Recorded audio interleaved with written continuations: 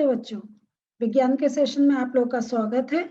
पदार्थों का पृथक्करण ये हम लोग कर रहे हैं और हमने अब तक विभिन्न पृथक्करण के जो विधियां हैं उनके बारे में हम लोगों ने बहुत डिटेल में समझा और हमने थोड़ा जो क्रियाकलाप उनसे रिलेटेड थे उनके बारे में भी बात करी और हमने ये भी देखा कि बहुत से क्रियाकलाप हम बड़े आसानी से अपने रसोई घर में कर सकते हैं।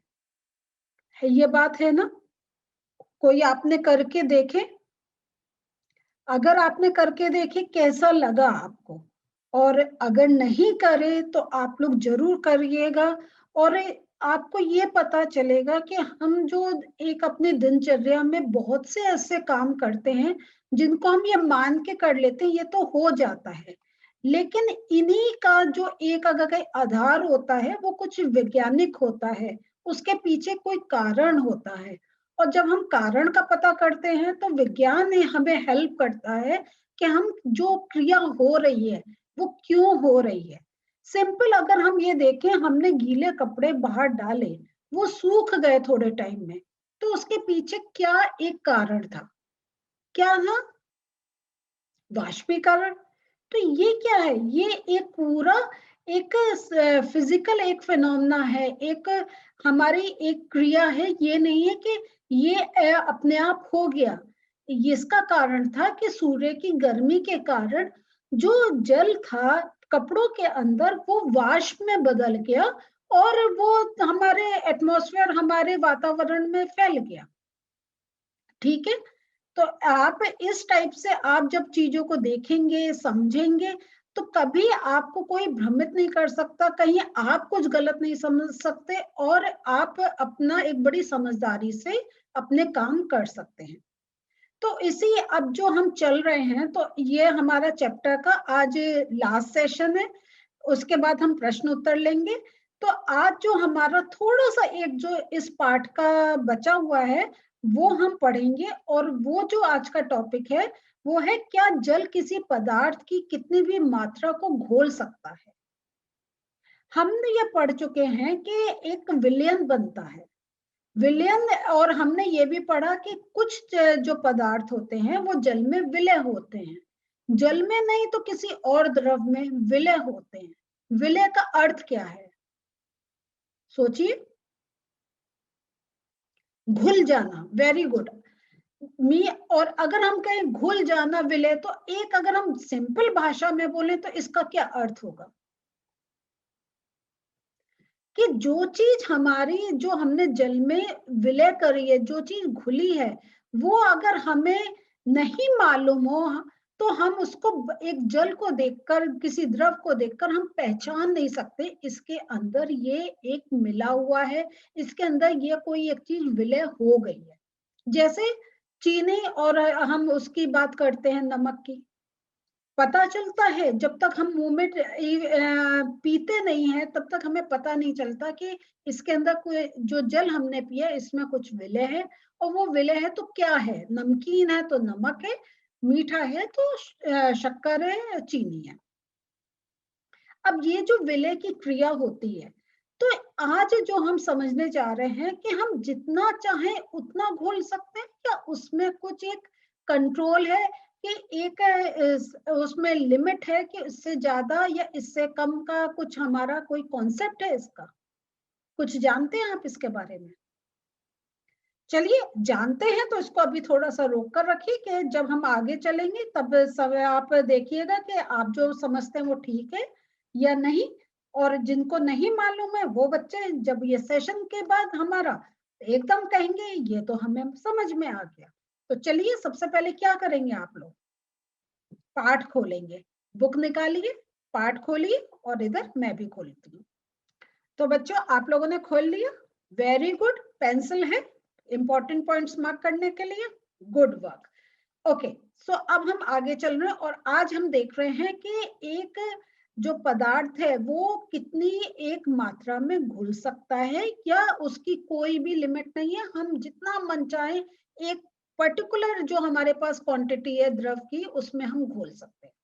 तो इसको हम सबसे पहले एक थोड़ा सा हम पीछे जाएंगे, देखिए हम जो पढ़ लेते हैं, जो पाठ पढ़ लेते हैं, उसको मैं हमेशा कहती हूँ याद रखिए, क्योंकि हमारा जो आगे आगे चल रहे हैं तो कहीं हमने पहले कुछ एक सीखा है, अब उसको हम आगे और सीखने जा रहे हैं।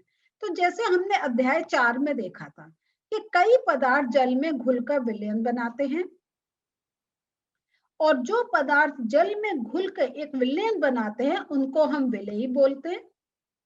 ठीक है। और इसमें फिर हम ये देखते हैं कि यदि हम जल की मात्रा एक निश्चित रखते हैं, जल की मात्रा नहीं बढ़ाते हैं, और जो हम जो चीज घोल रहे हैं, जो विलेय है, उसको अगर हम निरंतर बढ़ाते चले जाए, कि अगर सपोज कर लो हमारा इतना पानी है, अब हम उसमें पहले 1 चम्मच डाली चीनी, फिर 2, 3, 4, और हम करते चले गए, पानी हमारा इतना ही है, और हमने 25 चीनी के चम्मच डाल वो चीनी डाल दी, 25 चम्मच। तो क्या वो 25 चम्मच चीनी घुलेगी इतने पानी में? ये हमें देखना है। तो इस पॉइंट को आप ध्यान से समझिए कि हमारा जिसमें हम घोल रहे हैं उसमें कोई भी फर्क नहीं है, वो इतना ही है, लेकिन जो चीज घोल रहे हैं उसको बढ़ाते चले जा रहे हैं। तो इस कार्य के लिए हम क्या करेंगे कि एक बीकर लेंगे, आप ग्लास कुछ भी ले सकते हैं, और आप देखिए आप नमक या घोलना चाहते हैं या शक्कर घोलना चाहते हैं, आप कुछ भी कर सकते हैं। तो इसमें तो उन्होंने नमक की बात बोली है। तो और अब हम 1 चम्मच नमक डालेंगे, फिर हम दूसरा चम्मच डालेंगे, और इस टाइप से हम एक एक चम्मच करके नमक मिलाते और उसको मिलाते हुए चले जाएंगे। और कुछ चम्मच भर नमक मिलाने के बाद आप क्या देखेंगे, जब हम वही है कि जो पानी जिसमें मिला रहे हैं वो तो उतना है, और जब हम डालते चले जा रहे हैं थोड़े टाइम में हमें ये देखने हमें समझ में आने लग जाएगा कि अब नमक इसमें नहीं घुल रहा है ना? और वो हमें क्या है, वो ऊपर हमें तैरता हुआ सा हमें दिखाई देने लग जाएगा। तो इसका अर्थ, जब हमें ये कंडीशन मिल जाती है कि जिसमें हमें लगता है नमक अब और ज्यादा नहीं घुल पा रहा, और तो उस जो विलयन हमें मिलता है उसे हम कहते हैं संतृप्त विलयन। इंग्लिश में हम कहते हैं सैचुरेटेड सॉल्यूशन। ठीक है। और ये जब जब इसमें जो नमक है वो घुलना रुक जाता है, वो नहीं घुलता है, तो ये हमें बताता है कि अब अब इस स्टेज से ज्यादा हम जितना नमक डालेंगे वो अब एक विलयन में नहीं बदलेगा, नमक अलग रहेगा और विलयन अलग रहेगा जिसमें थोड़ा सा पहले से नमक मिला हुआ है। तो इस बात को क्लियर हुआ आपको ये चीज?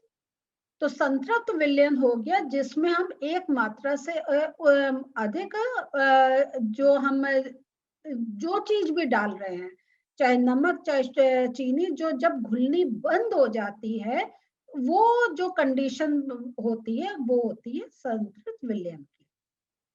अब आपको याद होगा कि जब हमने अभी इससे पहले वाला सेशन किया था, ये याद है आपको?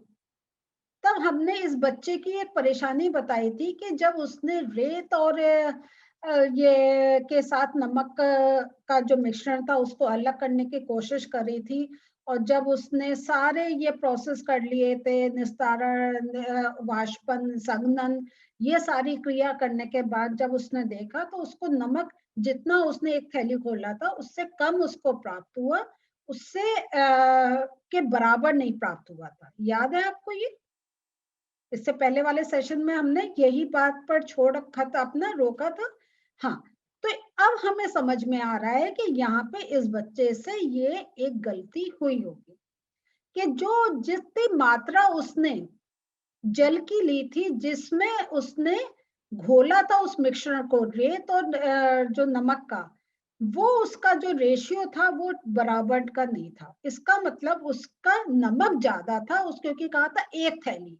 अब हमें नहीं मालूम है उसने पानी कितना लिया था।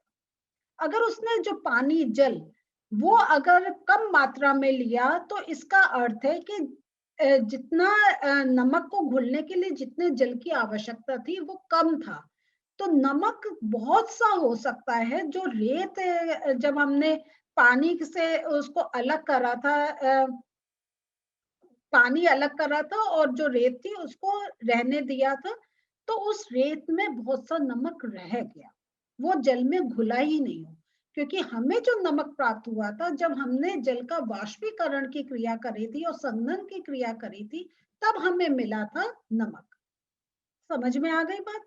तो इसका अर्थ है कि अगर हमें उतना नमक प्राप्त करना है, तो हमें जो एक संतृप्त विलयन नहीं बनाना है, हमें उतना जल या उतना द्रव रखना है जिसमें सारा का सारा जितना नमक है वो सारा घुल जाए।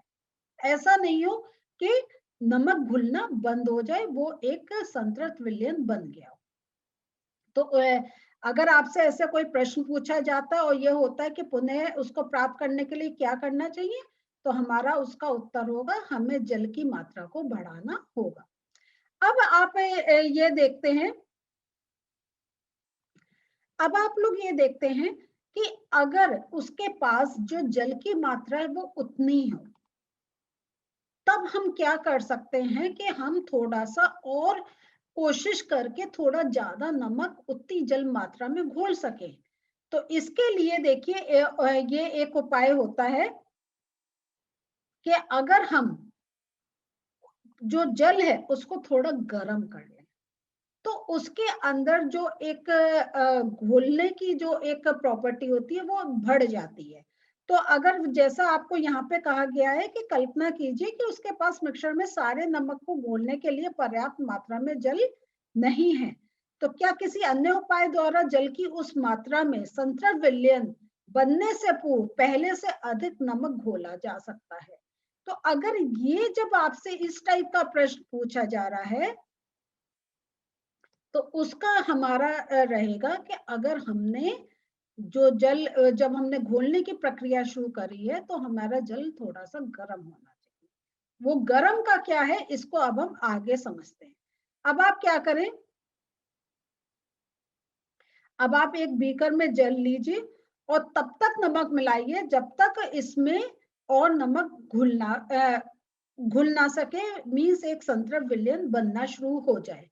और अब क्या करेंगे, अब ये जो हमारा जो संतृप्त विलयन है इसको अगर हम थोड़ा सा गर्म करें और गर्म करने के बाद फिर थोड़ा थोड़ा करके नमक बढ़ाना शुरू करें, तब क्या होगा हम देखेंगे कि उसमें जितनी हमने पहले जो नमक घोला था उससे कई ज्यादा मात्रा में हम या उससे अधिक मात्रा में हम नमक घोल सकते हैं। समझ में आया? तो गर्म करने से हमारा जो एक घुलने की जो क्रिया होती है वो थोड़ी सी शीघ्र भी होती है और ज्यादा जो हमारा द्रव होता है उसमें जो हम घोलना चाह रहे हैं वो अधिक मात्रा में घुल सकता है। और अब फिर क्या करें, फिर उसको ठंडा होने दीजिए और ये जो बीकर की तली में फिर हमें क्या होगा, नमक पुनः बैठा हुआ दिखाई देता है। तो जब हम एक नॉर्मल से ज्यादा हमने जैसे गरम करके उसको मिलाया और फिर गरम करने के बाद मिलाने के बाद फिर जब हम ठंडा करते हैं, तब हमें जो हमने एक एक्स्ट्रा मिलाया हुआ होता है, चाहे नमक हो या चीनी हो, वो हमें नीचे तल में देखने को मिल जाती है। तो इससे हमें क्या सूझता है, तो इससे हमें क्या सूझता है कि गर्म करने पर, ये देखिए, गर्म करने पर नमक की अधिक मात्रा घोली जा सकती है। और अब दूसरा जो प्रश्न आ रहा है, क्या जल में विभिन्न विलेय पदार्थों की समान मात्रा घुलती है? कि जितने भी विलेय हैं क्या समान मात्रा घुलती है? तो ये हमारा कहना बहुत कठिन होगा, क्योंकि हर जो भी हम घोल रहे हैं उसकी अपनी एक प्रॉपर्टीज होती हैं, अपना एक कहें एक अपना एक स्टाइल होता है। तो अगर हम ये प्रश्न करते हैं क्या जल में विभिन्न विलेय पदार्थों की समान मात्रा घुलती है, तो इसका हमें उत्तर देना एक थोड़ा सा कठिन होगा, क्योंकि हम जो जो विलय कर रहे हैं उनकी क्या प्रॉपर्टीज हैं, उस पर वो डिपेंड करता है कि हम कोई जो हम घोलना चाह रहे हैं वो कितना घुल सकता है। अब एक और क्रियाकलाप हम समझते हैं कि आप 2 ग्लास लीजिए और प्रत्येक में क्या करिए, आधा कप पानी भरिए, ठीक है। और एक आधा कप पानी भरिए, 1 ग्लास में 1 चम्मच नमक मिलाइए और तब तक उसको मिलाते रहें जब तक कि वे घुल ना जाए।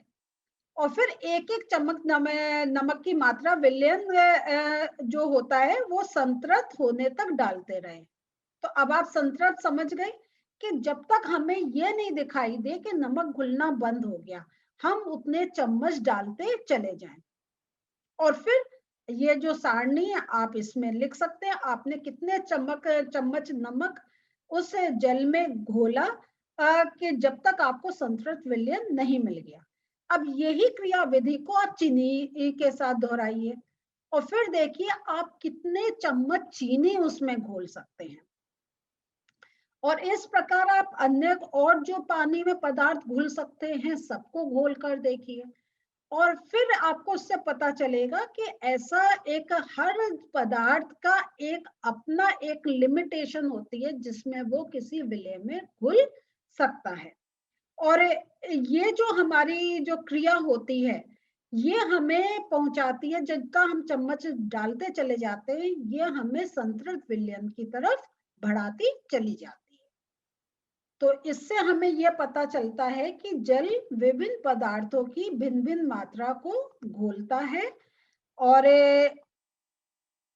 ये आपका प्रश्न है जिसका मैं उत्तर बता रही हूँ कि ये विभिन्न मात्राओं को घोलता है। ये हम जरूरी नहीं है कि जितनी मात्रा वो नमक की घोल सकता है उतनी मात्रा वो चीनी की घोल सकता है या तो और किसी विलय पदार्थ की घोल सकता है। तो इस पूरे पाठ में हमने देखा कि कैसे जो हमारे पृथक्करण की विभिन्न विधियां कैसे हम उनका प्रयोग कर सकते हैं, उनका उपयोग कर सकते हैं और अपना जो एक दिनचर्या है उसको एक आसान बना सकते हैं। तो सबसे पहले मैं आपको ये जो हमने संतृप्त विलयन एक नया शब्द पढ़ा है आज, उसकी परिभाषा दिखाना चाहती हूँ। तो बच्चों संतृप्त विलयन की अगर आपसे परिभाषा पूछी जाए तो आप बोलेंगे जिस विलयन में कोई पदार्थ और अधिक नहीं घुल सके वह उस पदार्थ का संतृप्त विलयन होता है। ठीक है, तो ये आप अपनी कॉपी में नोट कर लीजिएगा।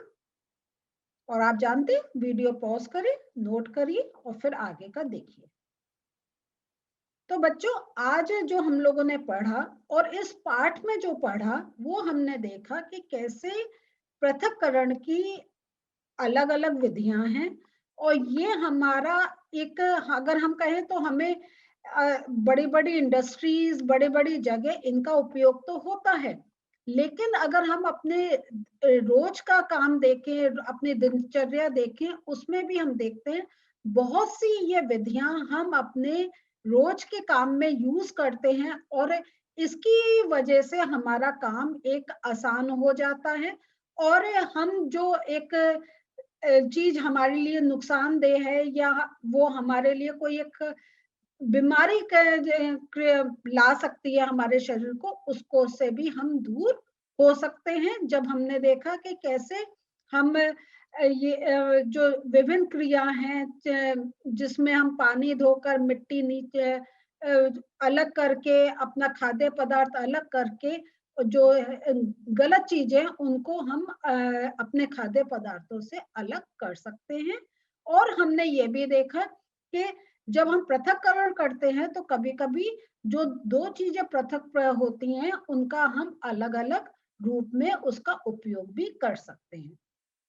तो ये जो हमारा सेशन था ये हमारा इस पार्ट का लास्ट सेशन था।